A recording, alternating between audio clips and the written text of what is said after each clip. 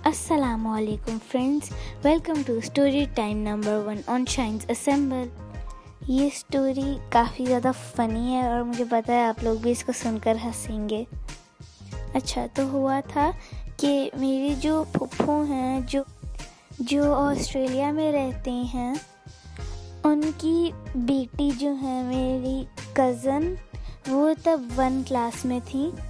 वैसे ये बहुत पुरानी बात है, जब वो 1 क्लास में थी और उस दिन ईद थी, मतलब चांद रात थी, तो उनकी मम्मा ने उनको हाथ पर मेहंदी लगाई थी। और क्योंकि ईद पर तो सारे लोग ही मेहंदी लगाते हैं, तो उन्होंने मेहंदी लगवा ली शौक से, क्योंकि उनको मेहंदी काफ़ी पसंद थी। तो अगले दिन जब वो स्कूल गई, तो वो तो ऑस्ट्रेलिया में रहती थी, तो इसलिए तब अंग्रेज़ों को तो मेहंदी का कुछ पता नहीं होता था, तो उन्होंने मेहंदी लगवाई हुई थी। और तो उस मेहंदी को देखकर उनकी टीचर बहुत ज़्यादा डर गई। उनको लग रहा था कि उनको किसी तरह की स्किन डिजीज़ हो गई है। तो मुझे तभी बताते वक्त भी बहुत हंसी आ रही है।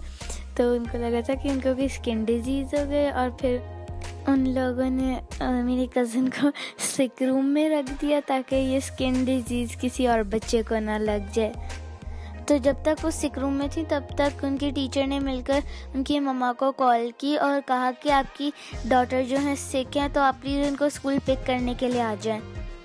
तो उनकी जो मम्मा थी, उन्होंने जैसी खबर सुनी ना, तो वो स्कूल आ गई। और फिर जब उन्होंने देखा कि उनकी बेटी जो है सिक रूम में है, तो वो सिक रूम में गई। और फिर उनकी टीचर ने कहा कि इनको किसी टाइप की स्किन डिजीज़ हो गई है और इसको उतारने पर ये मिटती भी नहीं है, तो प्लीज़ आप इसको फ़ौरन घर ले जाएं। तो उनके मम्मा ने उनको काम किया और कहा कि हम लोगों की जब ईद आती है तो हम लोग की मेहंदी लगाते हैं, इसको हिना कहते हैं। तो उनकी टीचर को तब भी इतना यकीन नहीं आ रहा था, तो इसलिए उन्होंने उनके लिए अगले दिन मेहंदी और चूड़ियाँ भिजवाईं और कहा कि आप भी इनको लगा कर देखें और पहन कर देखें। तो उन्होंने ये सब किया, लेकिन तब भी उनको प्रॉपर यकीन नहीं हुआ था। तो ये मुझे बहुत ज़्यादा फ़नी कहानी लगती है, तो इसलिए इस कहानी को मैंने शेयर किया।